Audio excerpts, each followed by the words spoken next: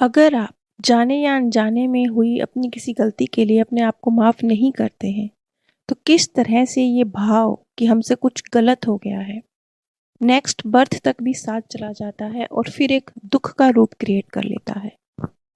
आज मैं आप सभी के साथ शंकर माथुर जी का केस शेयर करने जा रही हूँ।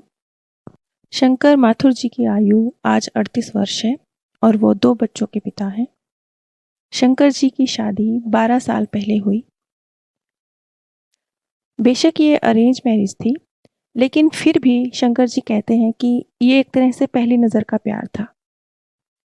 जब अपने परिवार के साथ उनकी अपनी पत्नी से पहली मुलाकात हुई, उसी वक़्त जैसे उन्हें उनसे प्रेम हो गया और बहुत जल्दी, बहुत धूमधाम से उनका विवाह भी किया गया। उनके जीवन में अगर ऊपरी तौर पर देखा जाए तो एक अच्छा वैवाहिक जीवन, 2 बच्चे, अच्छी स्टेबल जॉब, सब कुछ सही था। लेकिन वो आंतरिक तौर पर अपनी पत्नी से बहुत प्यार करते हुए भी खुश नहीं थे। क्योंकि शंकर जी कहते हैं कि वो अपनी पत्नी से बेहद प्रेम करते हैं, बेहद प्रेम। लेकिन ये प्रेम शायद मोह का रूप ले रहा है, शायद अटैचमेंट का एक रूप है। क्योंकि सामान्यतः उनकी पत्नी, जैसे कि आम तौर पर भी हर पत्नी अपने माता-पिता से मिलने कभी अपने मायके जाती है या कभी कहीं किसी और कार्य से कभी उन्हें अकेला जाना-आना पड़ता है, तो उन्हें बिल्कुल अच्छा नहीं लगता।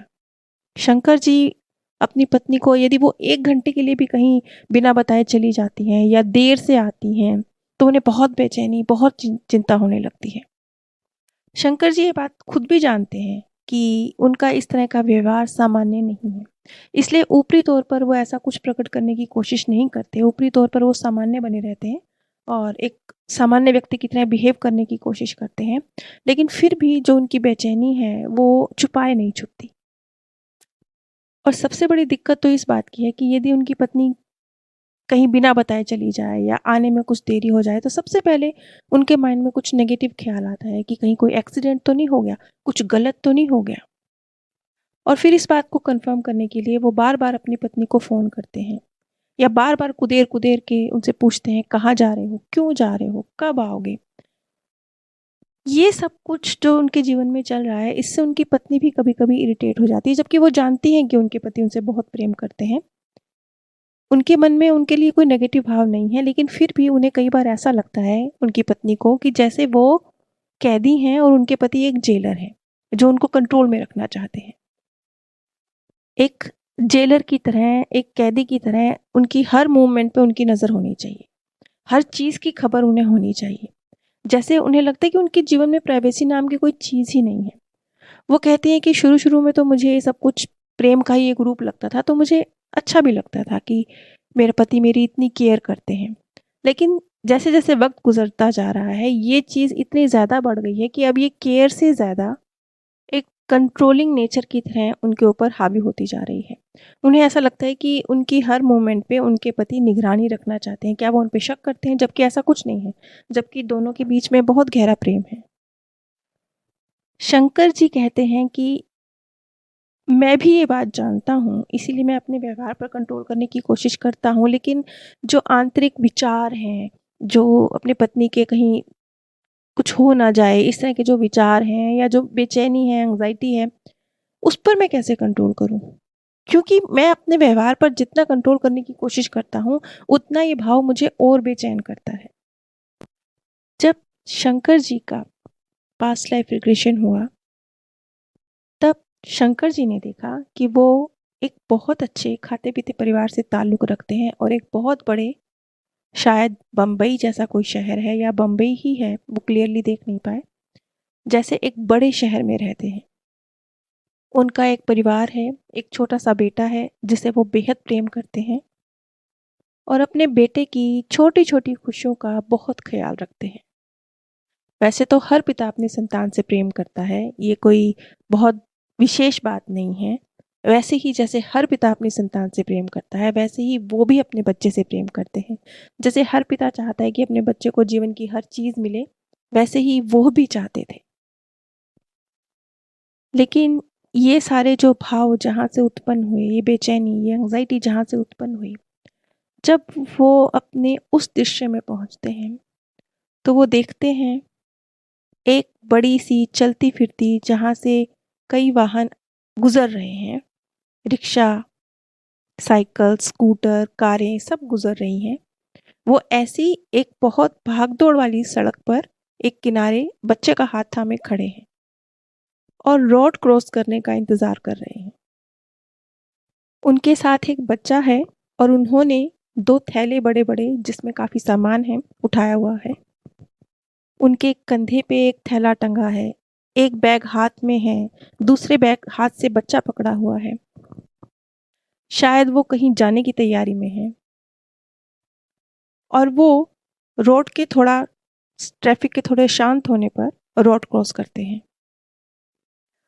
उनके कंधे पर बहुत भारी थैला है और एक हाथ में बैग है, तो वो कुछ थकावट महसूस करते हैं। तो वो अपना एक हाथ में अपनी अटैची को लेते हैं और अपने कंधे से बैग उतार कर उसको अपने दूसरे हाथ पे लेते हैं।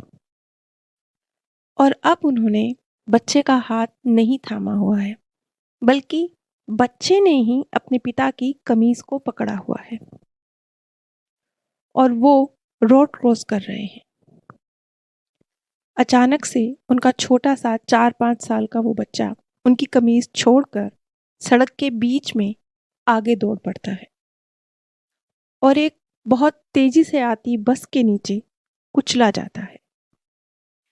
शंकर जी के लिए ये दृश्य बहुत ही भयावह था और इसे देखने के बाद वो बहुत बेचैनी, बहुत दर्द महसूस कर रहे थे।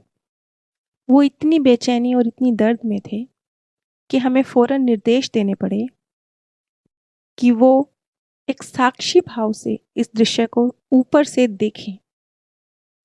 शंकर जी देखते हैं कि उनके बच्चे का सिर कुचला हुआ है, वो सड़क के बीचों बीच है और हर तरफ खून फैला हुआ है और शंकर जी स्वयं बदहवास से खड़े हैं। उन्हें समझ ही नहीं आ रहा कि ये क्या और कैसे हुआ है।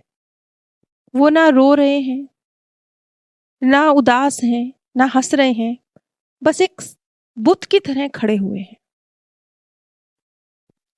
ये उनके लिए एक ऐसा मोमेंट था जो इतना गहरा आघात था उनके लिए, जिसने उन्हें निशब्द कर दिया। ये छोटा बच्चा जो कि आज के बर्थ में उनकी पत्नी के रूप में उनके साथ है और वो जो एक भाव कि मैंने अपने बच्चे का हाथ सही से नहीं पकड़ा, उसका ध्यान नहीं रखा, इसलिए ये हादसा हुआ। वो भाव वो उसी बर्थ से इस बर्थ में कैरी फॉरवर्ड कर रहे हैं। वो घटना खत्म हो चुकी है, लेकिन वो जो भाव था वो खत्म नहीं हुआ है। वो जो मुझे इसका बहुत ध्यान रखना चाहिए था, मैंने अपनी ड्यूटी पूरी नहीं करी, ये जो भाव है ये इस बर्थ में भी ट्रांसफ़र हुआ। और जब ये 2 आत्माएँ फिर से आमने-सामने आईं तो एक बार फिर से रिश्ता अलग था, रूप अलग था, लेकिन प्रेम और भाव ये दोनों चीज़ें सेम थी। प्रेम वो पहली नज़र में ही प्रेम था। जैसे वो अपने बच्चे से प्रेम करते थे, वैसे ही वो पहली नज़र का ही प्रेम था। और वही भाव, वो जो कि एक बेचैनी का भाव था कि मैंने बच्चे का ध्यान नहीं रखा, वो ही भाव इस बर्थ में, क्योंकि आत्मा तो वही थी, तो उसके साथ उसके सामने आने पर ट्रिगर हुआ और वो अपनी पत्नी को हमेशा कि वो मेरी नज़रों के सामने रहनी चाहिए, वो मुझसे दूर नहीं होनी चाहिए, कहीं उसे कुछ हो तो नहीं गया? ये भाव उनके साथ हमेशा रहता था, जिसकी वजह से वो इस तरह का एक अबनॉर्मल बिहेवियर करते थे।